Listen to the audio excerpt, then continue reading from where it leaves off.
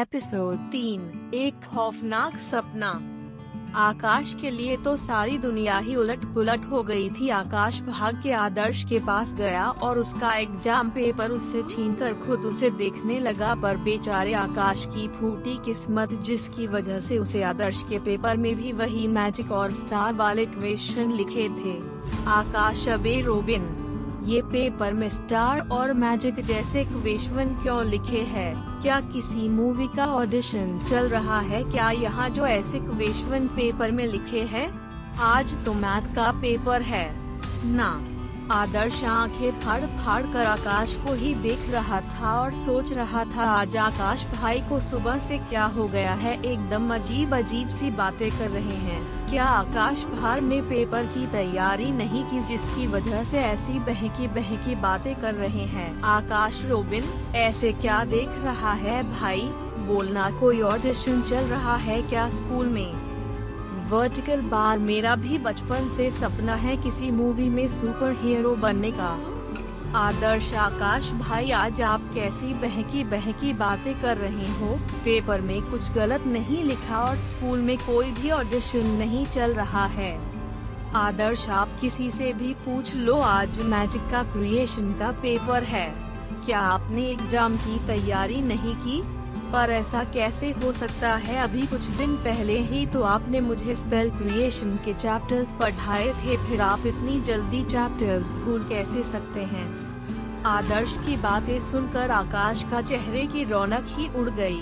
आकाश और आदर्श को बात करते हुए टीचर ने देख लिया और आकाश का कान पकड़ कर लिया और कहा, तुम्हारी बदमाशियां फिर से शुरू हो गई, जाओ अपने जगह पे जाकर बैठो, अगर चिटिंग करने की कोशिश भी की तो बहुत पिटाई करूंगा तुम्हारी।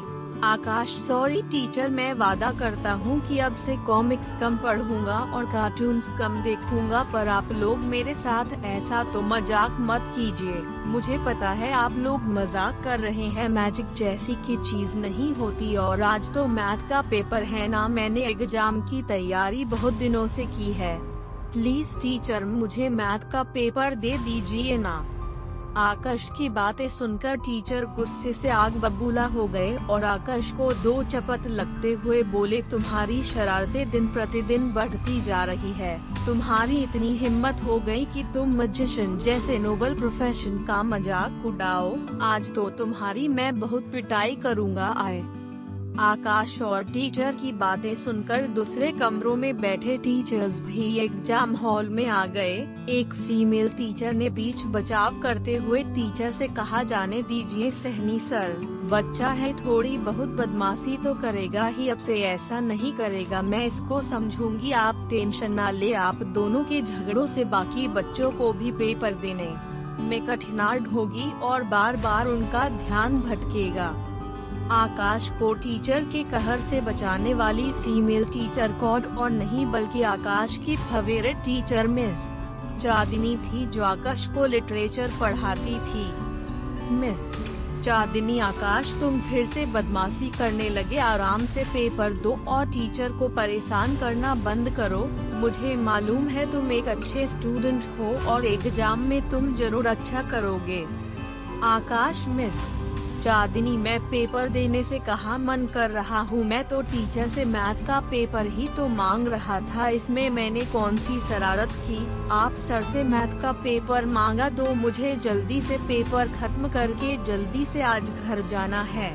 आज पापा घर पे नहीं है, इसलिए मुझे ही दीक्षा का ख्याल रखना होगा।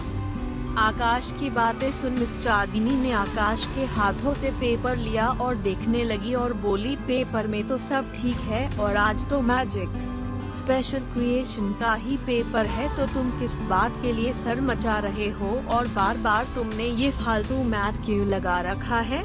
तुम्हारी दिमाग तो ठीक है ना? मुझे लगता है तुमने कुछ ज्यादा ही पढ़ाई कर ली है।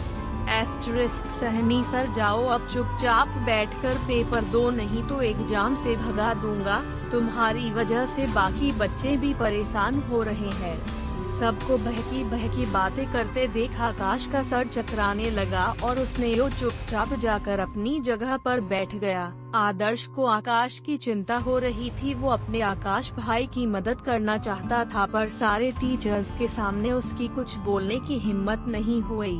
आकाश टुकुर टुकुर अपने पेपर को ही देख रहा था। अभी भी उसे कुछ समझ नहीं आ रहा था। उसे ऐसा लग रहा था कि वो अभी भी सोया हुआ है और यो अभी भी एक सपने में है, एक खौफनाक सपने में। आकाश खौफनाक सपने से बाहर आना चाहता था, इसलिए तो काफी अपने आप को चुनगटी करता, तो कभी अपने गाल पर जोर से थप्पड़ मारता, जिसे देखकर क्लास के सभी बच्चे हंसते और आकाश का मजाक उड़ाते।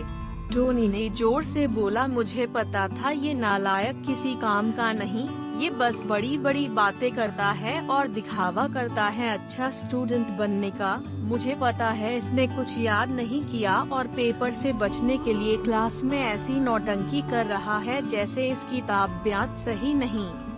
टोनी की बातें सुनकर आकाश का खून खौलने लगा, पर वो बस घुर घुर कर टोनी को ही देख रहा था, पर उसने टोनी को कुछ नहीं बोला। आकाश को अभी भी कुछ समझ नहीं आ रहा था कि ये क्या का पेपर मैजिक वाला क्रिएशन में कैसे बदल गया और टीचर पेपर बदलने की जगह उसे ही खरी खोटी सुना रहे हैं। और तो और क्लास के स्टूडेंट्स को भी पेपर से कोई दिक्कत नहीं है। आकाश ने मन ही मन सोचा, अभी ये बेवकूफों जैसी हरकत करूँगा तो लोग तो मजाक उड़ाएंगे ही। बेटा आकाश, अभी चुपचाप एग्जाम दे, ये जो कुछ भी हो रहा है उसका सर पैर बाद में समझाना। अभी ये सोच इस पेपर का क्या करे। अब ये मैथ का पेपर हो या फिल्म का ऑडिशन, मुझे इसका भी कुछ बंदोबस्त करना पड़ेगा, नहीं तो मैं इस ऑडिशन में फेल हो जाऊंगा। आकाश ने बिना कोई और तमाशा किए चुपचाप एग्जाम दिया और चुपके से उसने अपने बगल में बैठे स्टूडेंट की कॉपी से नकल भी कर रहा था, जिससे कम से कम वो इस मैजिक ऑडिशन में पास तो हो जाए।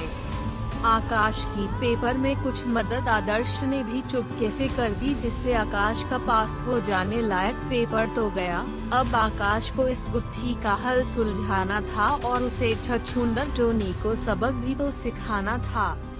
स्कूल से निकलने के बाद आकाश ने डंडे में टोनी की बहुत पिटाई की। उसके बाद उसके दिमाग थोड़ा हल्का हुआ। आज का दिन आकाश के लिए बहुत अजीब सा दिन था। उसे अभी भी टीचर और स्टूडेंट्स की बातें याद थी। वो बार बार मैजिक और स्तर जैसी कोई बातें कर रहे थे। बीच बीच में वे किसी फायर और थंडर जैसी बातें करते और उन सबको तत्वों के रूप में परिभाषित करते। आकाश को जहाँ तक याद था, तत्व तो केमिस्ट्री में पढ़ाया जाता था ना, और ये लोग फायर और वाटर को तत्वों में क्यों वर्गीकृत कर रहे थे।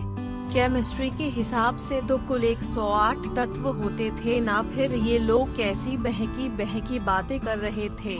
आकाश ने मन ही मन सोचा, कहीं ऐसा तो नहीं आज 1 अप्रैल हो और सब मुझे अप्रैल फुल बना रहे हो, पर आज तो 12 मई है ना, और एग्जाम के बाद तो सभी बच्चों की छुट्टी होने वाली है। आदर्श को आकाश की बहुत चिंता हो रही थी और उसे ऐसा लग रहा था कि आकाश की तबीयत आज ठीक नहीं है, इसलिए उसने आकाश का मन हल्का करने के लिए उसे उसके मनपसंद मनोहर चाचा के ठेले पर ले आया और बोला, चाचा 2 प्लेट फुल मोमोज लगा दो, बढ़िया वाली। शायद मोमोज खाने के बाद आकाश भाई का मूड सही हो जाए। एक ही मात्रा मोमोज का नाम सुनते ही आकाश का मूड ठीक हो गया। आकाश को फास्ट फूड बहुत पसंद था और उसमें से मोमोज तो उसके फेवरेट थे, इसलिए जब भी खाने की बात होती आकाश का मूड एकदम से ठीक हो जाता। मनोहर काका का हुआ बेटवा, पेपर अच्छा ना हुआ का? अरे कोनो बात नहीं, तो ये लोग हमरे हाथ का गर्मा गर्म मोमो खाओ और सब भूल जाओ। पर एक बात है बेटवा, तुम्हारा को और मेहनत करनी होगी ताकि तुम पढ़ लिख कर एक अच्छे मैजिशियन बनो, नहीं तो तुम्हारा को भी ऐसे ही मोमोज बेचना पड़ेगा बेटवा। मनोहर काका के मुंह से मैजिशियन वाली बात सुनने के बाद आकाश जो मोमो खा रहा था वो नीचे गिर गया। अब आकाश से और रहा नहीं गया और उसने मनोहर काका से बोला, क्या काका आप भी बहकी बहकी बातें करने लगे? बच्चों को बड़े लोग ये सिखाते हैं कि पढ़ लिख कर इंजीनियर या डॉक्टर बने, और आप मुझे मैजिशियन बनने को कह रहे। मैं बड़ा होकर बच्चों की पार्टी में जादू दिखने वाला मैजिशियन नहीं बनना चाहता। मैं तो ये चाहता हूँ कि मैं बड़ा एड फिल्मों में बड़े बड़े रोल करूँ और बड़ी बड़ी हीरोइंस के साथ रोमांस करूँ, एकदम शाहरुख भाई जैसे।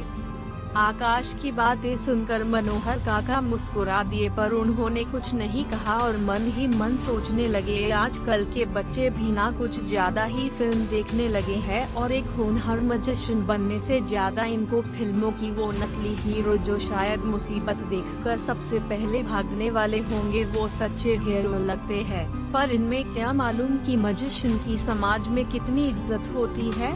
असली हीरो तो ये मैजिशियन है जो इन खूंखार डीमन बीटर्स से हम सबकी रक्षा करते हैं। आकाश मनोहर काका के मन में चल रही बातों से अनभिज्ञ था और चुपचाप अपने मोमोज का मजा ले रहा था। तभी अचानक तेज तेज हवाएं चलने लगे। आकाश, अरे रोबिन, ये इतनी जल्दी मौसम कैसे खराब हो गया? अभी तो मौसम बिल्कुल ठीक था। आकाश की बातें सुनकर आदर्श ने ऊपर की ओर हाथों से इशारा किया और बोला, वाह आकाश भाई, हम लोगों की किस्मत बहुत अच्छी है जो हम सबको आज कोई अपने मैजिकल विंग्स का इस्तेमाल करते हुए दिखाई दे दिया। कितना कूल लगता है नावीड मैजिशियन को विंग्स का इस्तेमाल करके आसमान में उड़ने में। मैं भी अपने फर्स्ट अवेकनिंग में विंड एलिमेंट का इस्तेमाल करके ऐसे ही आसमान में उड़ना चाहता हूँ। आदर्श की बातें सुनकर और आकाश में किसी आदमी को पंख लगाकर उड़ते देख आदर्श का सर चकराने लगा और वो आंखें फाड़ फाड़ कर आसमान की तरफ ही देखने लगा। आकाश बड़बड़ाते हुए बोलने लगता है, बेटे की तुम, मैं अभी भी उसी खौफनाक सपने में हूँ और ये आकाश में परियों के जगह मुझे ये परे क्यों दिखाई दे रहे। मैं इसके साथ रोमांस थोड़े न करूँगा।